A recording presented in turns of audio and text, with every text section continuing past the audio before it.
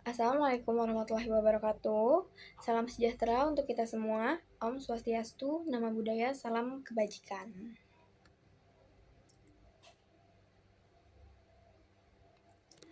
Halo teman-teman mahasiswa dari seluruh Indonesia.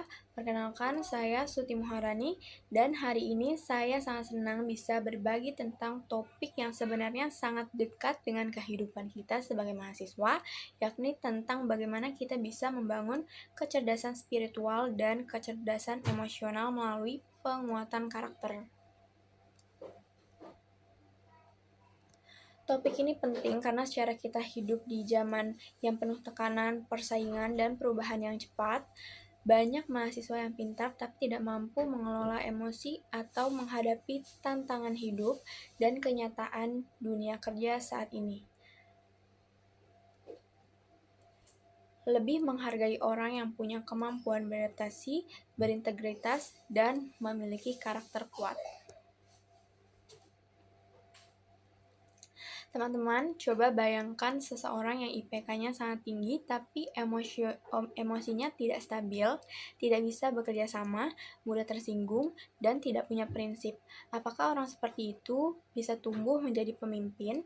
Apakah dia bisa menjadi rekan kerja yang baik? Tentu tidak.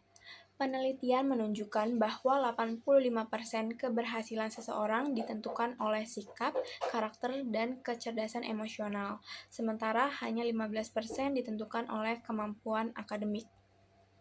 Itulah mengapa kampus-kampus besar kini tidak hanya fokus pada nilai IPK, tetapi juga penguatan karakter mahasiswa seperti disiplin, kejujuran, tanggung jawab, kepedulian sosial, kematangan emosional, dan tentu saja spiritual. Karakter adalah fondasi, sementara pengetahuan akademik adalah bangunan di atasnya. Contohnya, di kelas kita mungkin sering melihat mahasiswa yang pintar tapi tidak menghargai teman, tidak mendengarkan pendapat orang lain, atau mudah emosi saat kerja kelompok. Inilah bukti bahwa karakter dan kecerdasan emosional jauh lebih penting dalam kehidupan nyata.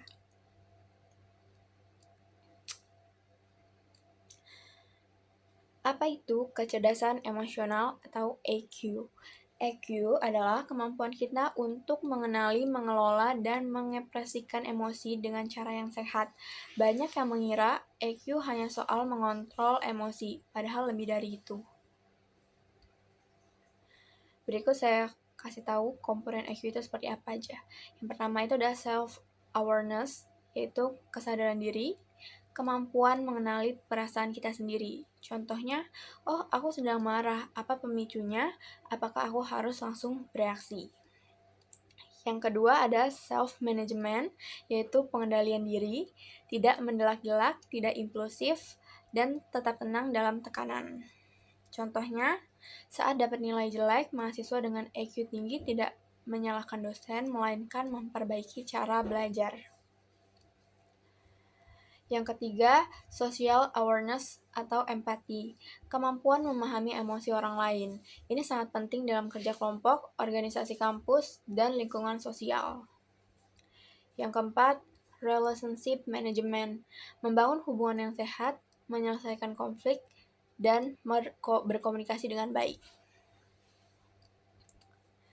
Situasi kampus yang berkaitan dengan EQ. Saat kerja kelompok, ada anggota yang tidak aktif. Ini bisa disebabkan oleh EQ tinggi membantu kita berkomunikasi dengan baik, bukan marah-marah. Terus saat presentasi mendadak, EQ membantu mengendalikan rasa panik. Saat ada konflik di organisasi, EQ membantu mencari solusi bukan pemicu drama. Skill sederhana untuk meningkatkan EQ. Yang pertama ada teknik napas 4-4-4. Tarik napas 4 detik, tahan 4 detik, buang 4 detik. Melatih ketenangan dalam situasi genting. Yang kedua ada 5 second rule. Tahan reaksi 5 detik sebelum bicara. Ini mencegah kesalahan komunikasi. Yang ketiga ada jurnal emosi. Tulis apa yang dirasakan hari ini dan bagaimana meresponnya.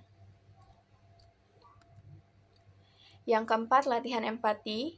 Biasakan bertanya apa yang orang lain rasakan, kenapa dia bersikap begitu. Ini melatih pemahaman sosional.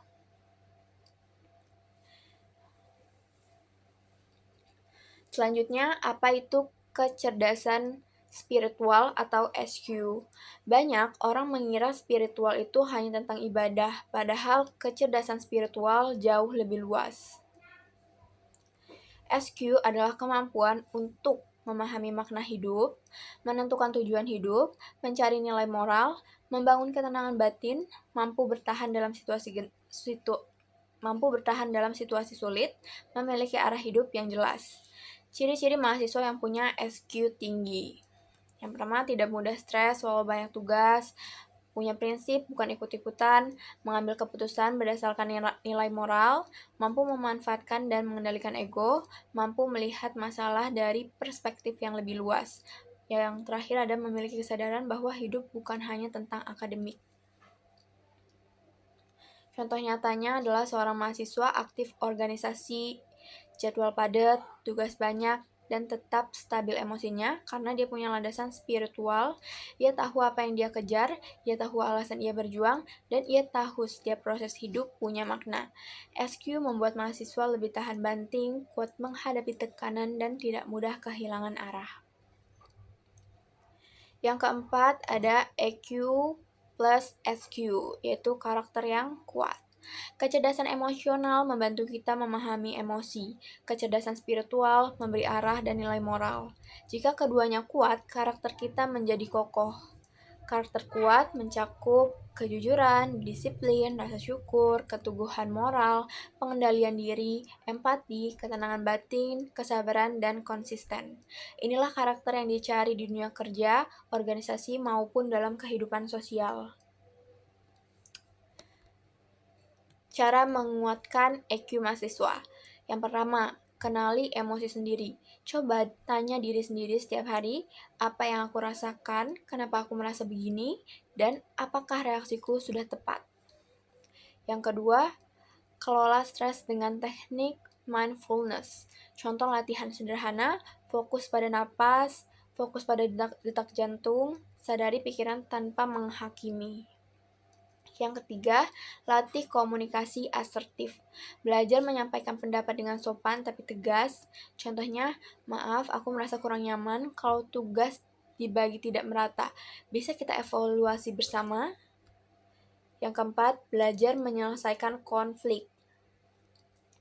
Alih-alih marah-marah, fokus pada solusi. Contohnya, menurut kamu solusinya apa?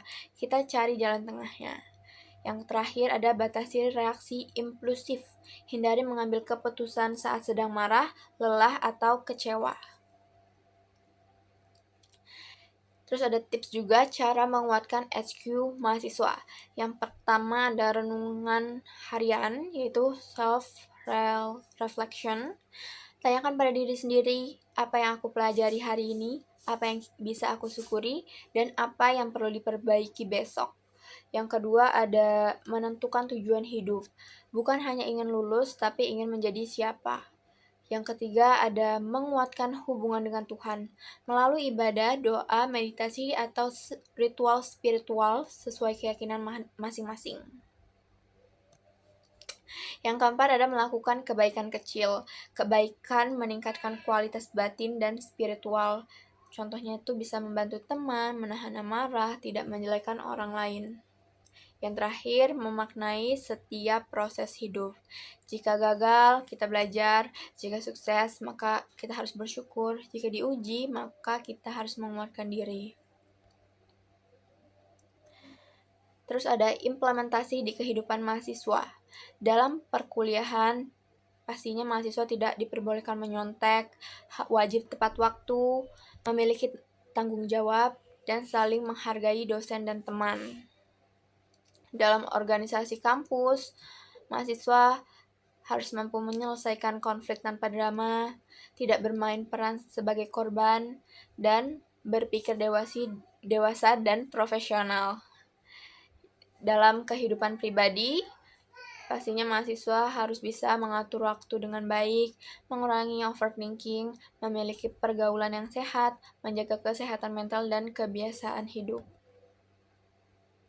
Sebelum kita benar-benar mengakhiri pertemuan hari ini, izinkan saya menyampaikan sebuah penutup yang bukan hanya sebagai akhir dari seminar ini, tetapi sebagai pengingat tentang perjalanan panjang yang akan terus kita jalani setelah video ini selesai.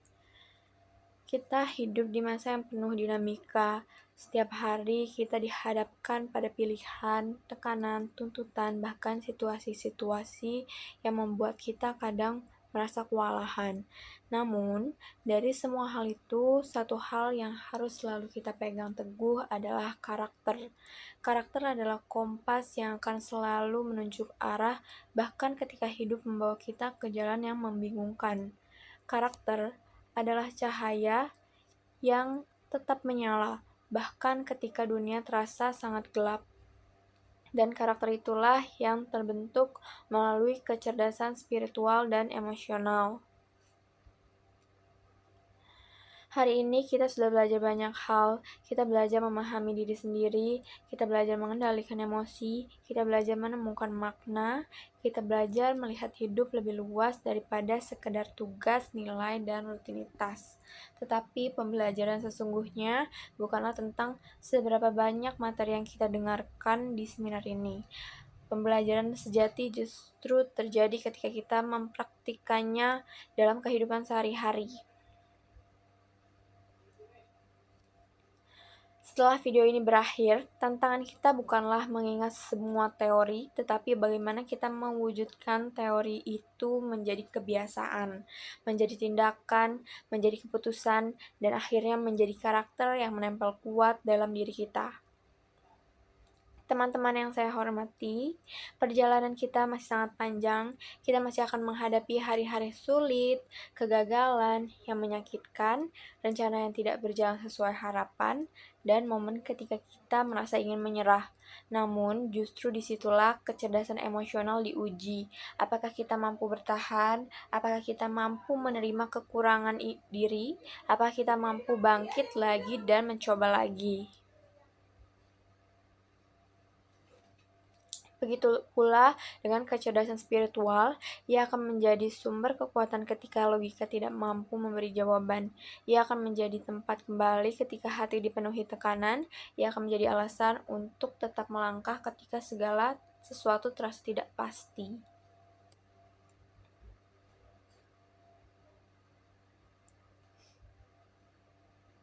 Dan ketika dua kecerdasan itu bersatu, kita akan menjadi pribadi yang tidak hanya kuat, tetapi juga bijaksana.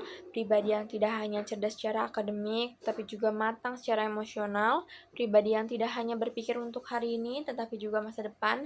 Pribadi yang tidak hanya hidup untuk dirinya sendiri, tetapi memberi manfaat bagi orang lain. Saya ingin kita semua mengingat satu hal penting. Kesuksesan bukan hanya tentang seberapa jauh kita melangkah, tetapi tentang seberapa banyak kita berkembang. Bukan hanya tentang apa yang kita capai, siapa diri kita ketika kita mencapai hal itu. Bukan hanya tentang kemenangan yang orang lain lihat, tetapi tentang perjalanan batin yang hanya kita sendiri yang tahu. Teman-teman mahasiswa, saya percaya bahwa setiap dari kalian memiliki potensi besar, bukan hanya potensi akademik, tapi potensi hati, pikiran, dan karakter. Jangan pernah takut untuk memulai perubahan kecil, jangan pernah ragu untuk memperbaiki diri, jangan pernah merasa terlambat untuk belajar menjadi pribadi yang lebih baik. Setiap langkah kecil yang kamu lakukan hari ini akan menjadi fondasi kuat untuk masa depanmu.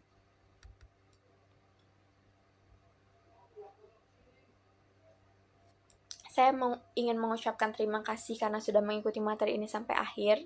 Terima kasih karena sudah menyediakan waktu, energi, dan perhatian. Terima kasih karena sudah membuka hati untuk belajar hal-hal yang mungkin tidak selalu diajarkan di kelas, tetapi sangat dibutuhkan dalam kehidupan. Semoga apa yang kita pelajari hari ini tidak hanya berhenti sebagai catatan, tetapi juga benar-benar menjadi bagian dari kehidupan kita.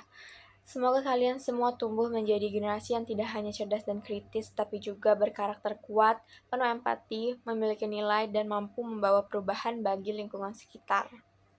Akhir kata, saya berharap perjalanan kalian setelah ini penuh dengan keberkahan, kelapangan, ketenangan, dan keberanian. Beranilah bermimpi, beranilah berproses, dan beranilah menghadapi diri sendiri. Karena pada akhirnya, perjalanan terbaik adalah perjalanan kita menuju versi terbaik dari diri kita sendiri. Terima kasih banyak teman-teman. Sampai jumpa di kesempatan berikutnya. Wassalamualaikum warahmatullahi wabarakatuh.